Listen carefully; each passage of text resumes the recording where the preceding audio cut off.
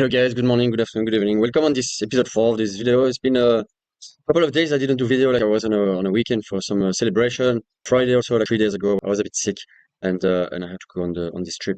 So yeah, to come back to share a bit of over the weekend and the result of my body composition of today, Monday, where I took my measurement this morning, and then I will go through on the training that I did. Friday was a quick one again. I was a bit sick. So I will not spend too much time on this side, but just to give you feedback on the weekend and analyze the impact on my body composition. All right, let's dive in now into this. So how do we going to proceed? So I'm just going to import the data from that I sent this morning from my measurement, from my scale. So I'm just going to take out that. There we go, and then I'm going to put that there, and then we will get and check the results together. All right, so everything is being imported again, and then now we're going to check the results. So quite excited to see that and to see the impact of the weekend. So we'll go through that in detail together. Just like that. All right. Weight 81.5. Let's go into the daily. We can just go and check the graph here. So this is again is on the last 15 days. We can see that I lost a bit of muscle, quite a lot actually, and then some from body weight. So probably this is most likely from water and glycogen because I really didn't eat much over the weekend since I was sick, and then it was restricted. I couldn't cook for myself. So yesterday morning I had a bit of banana bread and bread. I didn't have eggs and beef, as I do every day to maintain my muscle mass and to grow and even to grow my muscle mass. I also drank a little bit of the one beer on the Saturday, and this probably could explain the body fat that went up a little bit, but I will put that also on the causation of the water and the glycogen that went down. So obviously, when your muscle mass so linked to the glycogen that you have in your muscle is going down, then automatically the body fat going up, even if your total amount of fat didn't go up, which is probably the case here because my body weight went down. So nothing bad, but today Monday, so back on track. I will go back to the training, back to the nutrition using my optimal plate to make sure I'm going to be exactly into the macro that I need to get to fuel my workout. One thing I wanted to do maybe this week is to try to increase a little bit more my protein. So I'm going to go through that with you tomorrow, just to explain you how I use my optimal plate in order to increase my amount of protein and again to support like synthesis and optimize the build of muscle. So muscle quality, this stays steady. Visceral fat, this went to stayed like 4.5. I would like to go back to 4. Honestly, this is a goal, or even to 3.5. For this, I will need to do like more cardio, work more. This is something that I aim to include in my training as well. I will try from this week. Yeah. So maybe even some session after the workout, since I'm just going to the gym for I lift weight for 45 minutes usually. But now I plan to do a little bit more high reps. So I will explain to you that when we go into my training application.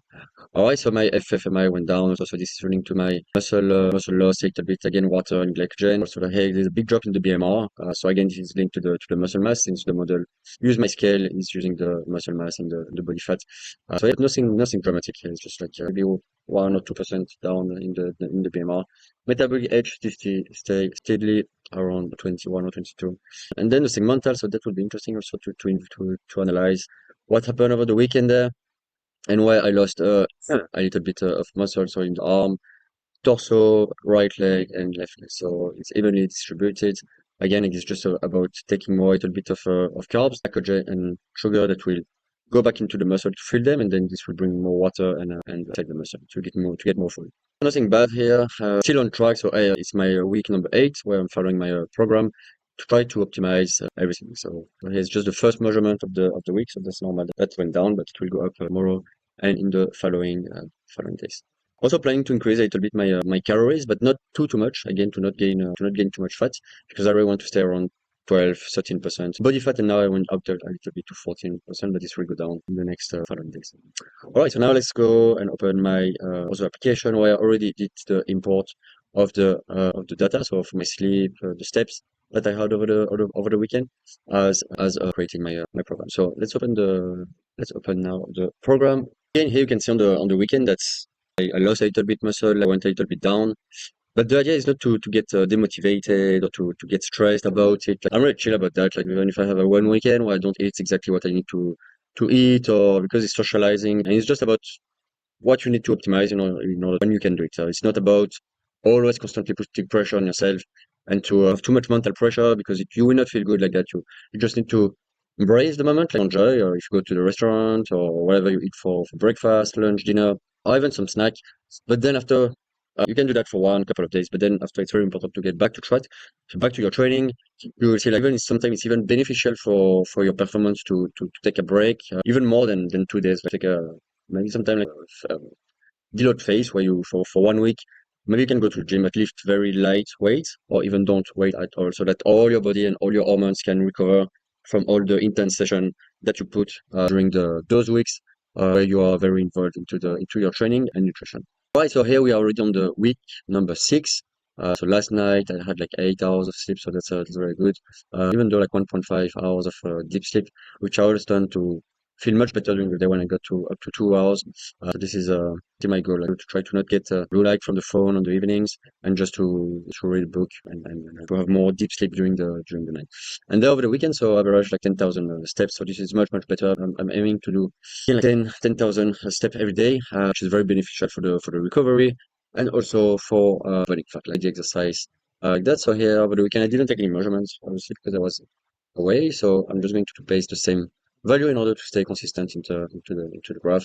And then here it's taken from my optimal plate, and then I aim to increase my protein. So I will show you that tomorrow in my optimal plate how I do that. So in terms of training, so today I'm just going to go for a push session. Sorry. So here week 6. There you go. So again the same structure. So bench press, incline dumbbell bench press, and then triceps pull down, overhead press for the shoulders, and then dips and lateral raise. But today, compared to my previous push session, I'm just going to increase a little bit the reps and increase the volume and reduce the intensity. So that will help me to have more mechanical tension and time on the tension of the muscle, and obviously to put more volume, so to make the muscle more tired, in order to tell him okay, to build more muscle in order to be more resistant to those efforts. Because what I was doing for the first 5 weeks here, I was really trying every time from the first and second rep to increase my one rep, which I was doing. And now what I want to do is so this is more for strength and neurological connection to the muscle, in order for the muscle to be fully used, for every fiber to be able to contract in order to push or pull the weight that you try to move in the gym. So now what I aim to do is to reduce a little bit this 1 RM, so maybe go, or the 1 RM percentage, so maybe go around not too low, like 60, 65. Now I was all the time around 70, 75, so we can go to my analysis session here, for example. We can see here my 1 RM average player, 74, 70, 75, 70, even 80 for most of my sessions for the first 5 weeks. And here, so if we take the exercise for the first rep, I was always around 75, 80, 85. And then you can see here so here on Friday, I did like leg workout, but a very short one. And then I was aiming to take just like lower weight, and then to increase this to decrease, or this 1 RM percentage, so just to make sure to get more repetition. So another example here for the abduction, I was putting 65. The 1 RM was 65 instead of 80, 84, with a 1 RM percentage, like 70 kilos. So I'm just going to decrease that a little bit. Maybe another example for the leg extension. So here the 1 RM is 63, and then the RM percentage decreased to, I went down to 70, 71. And then before it was like 80, 75, up to 80, 83 for this one. One of the measures that I like to check out, to look at, is for each of the sets, so you can see the average 1 RM and the average 1 RM percentage. So to get in consideration the 4 sets that I'm doing, or the 3 sets that I was doing here for the previous session for the lower reps, for lower body, for the leg extension, you can see here.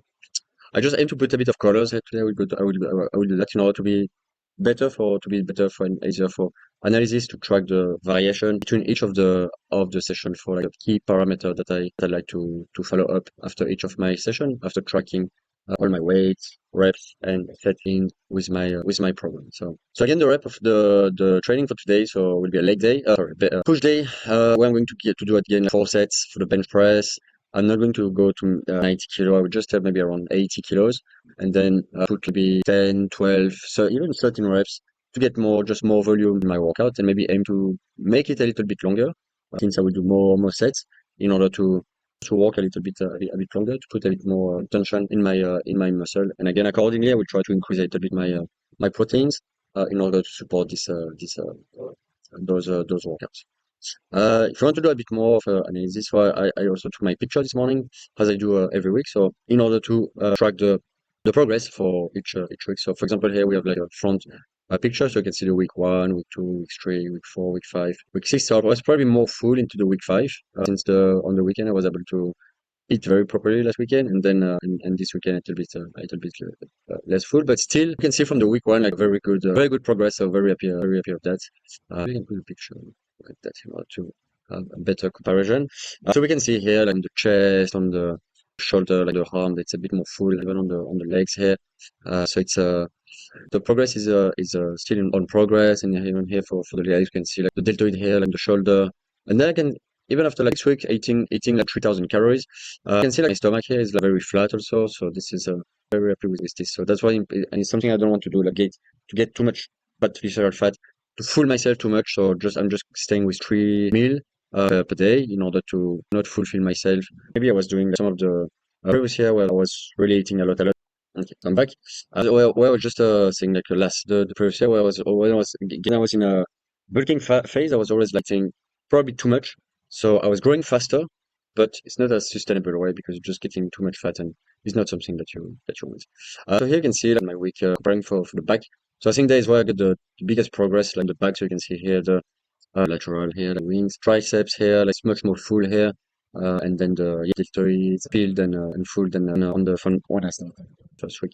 As you can see, so it's where I contract. You can see here also like much more full feel on the chest, on the shoulder, on the forehand here, and then on the legs.